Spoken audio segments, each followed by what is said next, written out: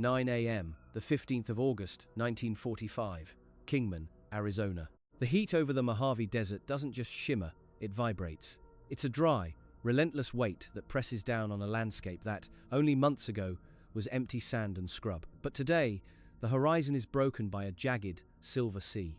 Row after row, mile after mile of North American P-51, Mustangs sit in a silence, so heavy it feels physical. On this morning, as the news of the Japanese surrender ripples across the globe, the airfields from Arizona to East Anglia are witnessing a historical paradox. These are the victors. These are the machines that broke the back of the Luftwaffe over Berlin and escorted the superfortresses to the heart of Tokyo. They are the pinnacle of 20th century piston engine engineering, 1,490 horsepower of screaming Packard-built Merlin muscle wrapped in aerodynamic perfection. Yet, in the eyes of the accountants at the War Assets Administration, they have just transformed from the saviors of the skies into the world's most expensive scrap metal. The sheer scale of the surplus is a logistical nightmare that American planners hadn't fully braced for. North American Aviation had churned out over 15,000 of these Cadillacs of the skies. As the champagne corks pop in Times Square, the Army Air Forces are left holding the keys to roughly 5,500 Mustangs scattered across 40 different global hubs. From the humid jungles of the Philippines to the fog-drenched runways of England, the question is no longer, how many can we build, but how quickly can we make them disappear? To maintain a single Mustang requires a small village of specialized mechanics, a constant supply of high-octane aviation fuel, and a mountain of precision-engineered spare parts. Each aircraft represents a $51,000 taxpayer investment, nearly $600,000 in today's money. For a nation weary of the high cost of liberty and eager to pivot toward a domestic consumer economy, keeping thousands of high-maintenance Warbirds in the air isn't just impractical, it's a political liability. At storage depots like Walnut Ridge and Davis-Monthan, the sentence is carried out with industrial efficiency. The lucky ones undergo a process called pickling. Mechanics drain the oil and replace it with a thick, gooey anti-corrosion compound. They seal the bubble canopies with plastic spray and tape over every intake, turning these apex predators into metallic mummies. They are being stored for a future war that everyone hopes will never come. But for thousands of others, the end is far less dignified. In the Pacific, the cost of shipping a Mustang back to the States exceeds its residual value. Some are simply pushed off the decks of escort carriers into the abyss of the Philippine Sea. Others are stripped of their instruments and chopped into pieces by giant shears, their high-grade alclad aluminum melted down in massive on-site furnaces to be reborn as soda cans, pots, pans, and siding for the suburban homes sprouting up across a changing America. The Mustang had won the war, but it was losing the peace. The age of the propeller seemed to be vanishing in the rearview mirror, overtaken by the terrifying, whistling roar of the first jet engines. It appeared the Mustang's story would end here, in the desert dust and the smelting furnace. But history wasn't done with the P-51, not by a long shot. 4 a.m., the 26th of June 1950, Itazuke Air Base, Japan. The peace of the morning is shattered not by the whistle of a jet, but by a frantic scramble. Only 5 years after the great cleanup of 1945, the unthinkable has happened. North Korean T-34 tanks have crossed the 38th parallel, and the American military, hollowed out by post-war demobilization, is reeling. The Air Force's shiny new toys, the F-80 Shooting Star jets, are already on the ground in Japan, but they are struggling. They burn fuel like a forest fire, leaving them only minutes to loiter over the South Korean battlefields before they have to turn back. Worse, the primitive, pockmarked dirt strips of the Korean peninsula are tearing their delicate tricycle landing gear to pieces. Strategic Air Command reaches back into the desert shadows of Davis-Monthan. The pickled warriors are being unwrapped. The Mustang, now redesignated as the F-51, is pulled out of mothballs and rushed to the front lines. On paper, it is an obsolete relic of a bygone era. In reality, it is the only aircraft capable of operating from the K-sites, the rugged, mud-caked forward airfields of Korea. With its massive internal fuel capacity and the ability to hang 2 1,000-pound bombs or 6 5-inch rockets under its wings, the Mustang is transformed from a high-altitude escort into a low-level brawler. But this new mission exposes a terrifying mechanical vulnerability. To the pilots of the 18th Fighter Bomber Wing, the Packard-built Merlin V-1650 is a masterpiece of power, but it is also a glass cannon. Unlike the air-cooled radial engines of the P-47 Thunderbolt, which could swallow a 20mm shell and keep thumping, the Merlin is liquid-cooled. It relies on a complex web of pipes and a massive radiator scoop slung precariously under the belly of the fuselage. This is the Mustang's Achilles heel. In the low-level mud-moving missions over the Chosin Reservoir or the Yalu River, the F-51 is forced to fly directly into a curtain of small arms fire. A single, lucky, 30 caliber bullet from a North Korean peasant's rifle can pierce a coolant line. When that happens, the clock starts ticking. As the ethylene glycol sprays out in a white mist, the engine temperature needles bury themselves in the red. The massive aluminum pistons, deprived of cooling, begin to expand. Within minutes, sometimes seconds, the engine seizes with a violent, metallic shriek, turning the world's most famous fighter into a 9,000-pound glider. The casualty rates are staggering. Of the 194 Mustangs lost in the first year of the war, the vast majority aren't downed by enemy Yaks or MiGs, they are claimed by ground fire. Pilots learn a grim new math. Every strafing run is a roll of the dice against a cooling system that was never designed for trench warfare. Yet, despite the mounting losses, the Mustang becomes the backbone of the UN's close air support. Australian pilots of the 77 Squadron and South African Flying Cheetahs push these piston-engined machines to the breaking point.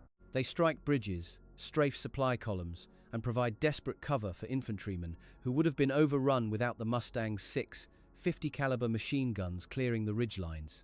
By 1953, the Mustang has flown more than 62,000 sorties in Korea. It has proven that, in the messy, unrefined reality of a limited war, the most sophisticated technology isn't always the most effective. The F-51 didn't just survive the jet age, it held the line while the jet age figured out how to grow up. But as the guns fall silent at Panmunjom, the Mustang's American combat career finally reaches its twilight.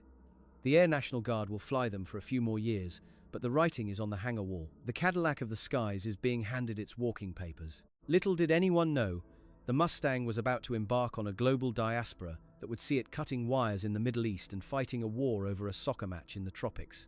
10 a.m. The 29th of October 1956, over the Sinai Desert. The silence of the Egyptian desert is broken by a low-frequency hum that rapidly builds into a mechanical scream. 4 silver silhouettes streak across the dunes, flying so low their propellers kick up a continuous rooster tail of sand. These aren't American pilots. These are the men of the 101st First Fighter Squadron of the Israeli Air Force. While the United States was busy retiring the F-51 to the Air National Guard, the rest of the world was just getting started with it. Between 1945 and 1960, the Mustang became the great equalizer for emerging nations. It was sold, traded, or gifted to more than 25 countries, finding new life in the air forces of Sweden, Italy, Canada, and Australia. But it was in the hands of the Israelis that the Mustang performed one of the most audacious maneuvers in aviation history. As the Suez Crisis erupted, the Israeli High Command needed to sever the communication lines between the Egyptian frontline units and their headquarters in Cairo.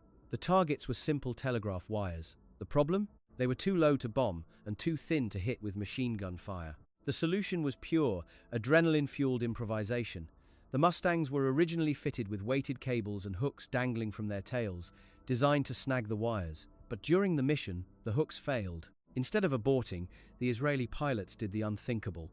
They used the aircraft themselves as flying scalpels, diving to an altitude of less than 15 feet, traveling at 300 miles per hour. The pilots banked their Mustangs hard, using their reinforced wings and spinning steel propellers to physically slice through the Egyptian telephone lines. It was a feat of nerves that defied every safety manual ever written. One slip of the hand, one gust of wind, and the Mustang would have cartwheeled into the sand. This wasn't just flying, it was a high-speed surgical strike that crippled Egyptian coordination in the opening hours of the war. While the Mustang was proving its lethality in the Middle East, it was finding a final, humid stronghold in Latin America. Throughout the 1960s, the Mustang became the quintessential dictator's bird, an insurgent's nightmare from Guatemala to Cuba.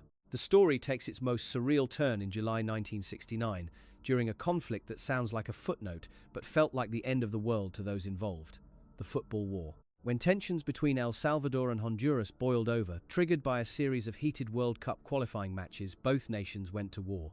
The skies over Central America became a time capsule. Because neither side could afford modern jets, they scrambled everything they had. It was a 100-hour conflict where World War II legends, Mustangs and Corsairs, met in the air for one last dance. On the 17th of July 1969, Honduran Captain Fernando Soto engaged Salvadoran aircraft in a series of dogfights that felt like a flashback to 1944. Soto, flying a Corsair, managed to down a modified Cavalier Mustang. It was the final recorded air-to-air victory involving a P-51, and the last time in human history that piston-engined fighters would duel for air supremacy. By the time the smoke cleared over Central America, the Mustang had achieved a military longevity that was never supposed to happen. The Dominican Republic would continue to fly the P-51 for patrols until 1984, nearly 40 years after the type was declared obsolete in Arizona. But as the last military Mustangs were being dragged into hangars for the final time, a new breed of pilot was looking at the surplus airframes with a different kind of hunger. They didn't want to fight wars, they wanted to break the sound barrier without a jet engine. 1 p.m., the 14th of September 1964, Reno, Nevada.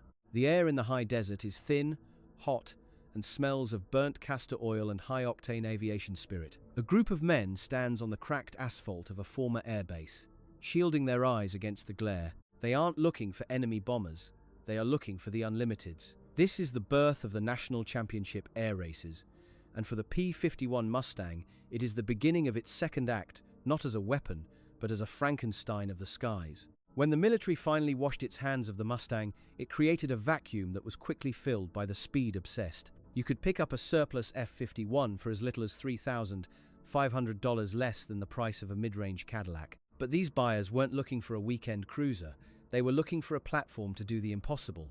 This era saw the rise of the Frankenstein racers.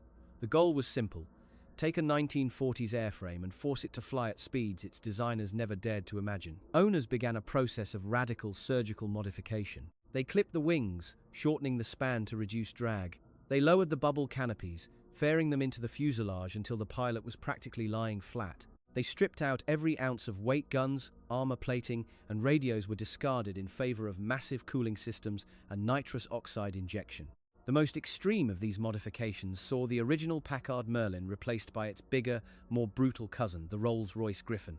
This 2,500 horsepower monster, originally used to power late-model Spitfires, required an entirely new nose section and counter-rotating propellers to handle the massive torque. These aircraft, with names like Red Baron and Precious Metal, were no longer Mustangs. They were mechanical chimeras designed for one purpose: to turn left and go very, very fast. But pushing 70-year-old metal to its absolute limit carries a terrifying price. In September 2011, the world was reminded of the razor's edge these pilots walk. A highly modified Mustang named the Galloping Ghost was screaming around the pylon at over 400 miles per hour when a small trim tab on the elevator failed. In a heartbeat, the aircraft was subjected to 9 Gs of force, enough to knock the pilot unconscious instantly. The resulting crash into the grandstands was a sobering moment of silence for the racing community. It proved that while the Mustang's soul was willing, the physics of old metal remained unforgiving. Yet, the hunger for speed persisted. In September 2017, a modified Mustang named Voodoo took to the skies over a measured course in Idaho. The goal was to reclaim the world speed record for piston-engined aircraft. Voodoo didn't just fly, it tore through the air, clocking an average of 531 miles per hour. Think about that for a moment. In 1944, a pilot was thrilled to hit 440 miles per hour in a dive. 70 years later, using the same basic fuselage, enthusiasts were pushing the Mustang closer to the sound barrier than anyone thought possible. Whether it was the official record or not became a debate for purists, but the achievement was undeniable. The Mustang remained the undisputed king of the Reno Desert. As the sun sets over the Nevada pylon, the roar of the modified Merlins eventually fades into the twilight. These racers represent the extreme end of the spectrum, but they are only one part of the Mustang's survival story. For every Frankenstein racer, there is a time capsule being meticulously rebuilt by a different kind of enthusiast, the historians who believe that every rivet is sacred. 11 a.m. The 4th of July, 2026. Oshkosh, Wisconsin. The grass at Whitman Regional Airport is barely visible beneath a sea of thousands of spectators, all tilting their heads toward a single point in the sky. A low, rhythmic thrumming begins a sound that isn't just heard, but felt in the chest cavity. It is the Merlin growl. As a polished silver Mustang banks over the crowd, the sun catches its alclad skin, creating a flash of light so bright it looks like a hole punched in the atmosphere. This is the final chapter of the Mustang's odyssey. Of the 15,586 Mustangs that rolled off the assembly lines in Inglewood and Dallas, Only about 311 airframes remain. Even fewer, roughly 160, are still airworthy. We are no longer looking at a weapon, a racer, or even a surplus machine. We are looking at one of the most valuable artifacts of the 20th century. In 1946, you could buy a Mustang for the price of a used car. Today, a flying P-51D commands between $2.5 million and $5 million. The cost of a single engine overhaul can exceed the original purchase price of the entire aircraft 10 times over. But the real challenge isn't the money, it's the disappearing knowledge. The pool of mechanics who truly understand the black magic of the Merlin's timing or the intricacies of the Mustang's laminar flow wing is shrinking every year. To keep a Mustang in the air today is an act of high-stakes preservation. It requires a specialized ecosystem of artisans who manufacture parts from original blueprints and historians who treat every oil smudge as a piece of evidence. Why do we do it? Why do billionaires and non-profit organizations like the Commemorative Air Force spend millions to keep these 80-year-old machines flight-ready? The answer lies in the logbooks. Some of the survivors today have lived more lives than a cat. One aircraft might have fought over the Rhine in 1944, served in the Swedish Air Force in 1948, moved to a Latin American Air Force in the 60s, and ended up as a derelict in a jungle before being rescued and restored to its original big, beautiful doll livery. When you sit in the cockpit of a restored Mustang, you aren't just sitting in a seat. You are occupying the same space as the 19-year-olds who carried the weight of the world on their shoulders. The story that began in August 1945, with thousands of fighters destined for the furnace, has come full circle. The Mustang survived the mass scrap heaps of the desert, the suicide missions of Korea, the wire-cutting strikes of the Sinai, and the high G-turns of Reno. It has outlived its designers, most of its pilots, and the very air forces it once served. As the last propeller-driven fighters of the world eventually fade into static museum displays, the Mustang remains the exception. It refuses to go quietly. It remains the ultimate symbol of American industrial might, a machine that was built to win a war, but ended up winning the heart of history itself. 80 years later, as that silver wing clips the clouds, the message is clear. The Mustang was never just a machine. It was a promise made in 1940 that we would never let the sky belong to anyone else. And as long as there is a drop of high-octane fuel and a mechanic with a wrench, the Merlin will continue to roar, a silver ghost haunting the blue, reminding us of a time when propellers ruled the world. 6 p.m., sunset. A private hangar in the American Midwest. The hangar doors are cranked open just a crack, letting in a single, long finger of golden light. It hits the spinner of a P-51, casting a shadow that stretches across the floor like a giant, silent bird. The engine is cold now, but the smell remains a cocktail of scorched oil, hydraulic fluid, and old leather. It is the scent of the 20th century. As we look back at the journey from the massive surplus graveyards of 1945 to the million-dollar restorations of today, we have to ask, what is it about this specific assembly of aluminum and rivets that refuses to die? Why did the Mustang survive when the P-47 Thunderbolt, the P-38 Lightning, and even the early jets were consigned to the pages of history books? The answer isn't found in a blueprint, it's found in the human connection to the machine. The Mustang was the first aircraft to truly bridge the gap between weapon and partner. To the bomber crews over Germany, the little friends were the difference between life and death.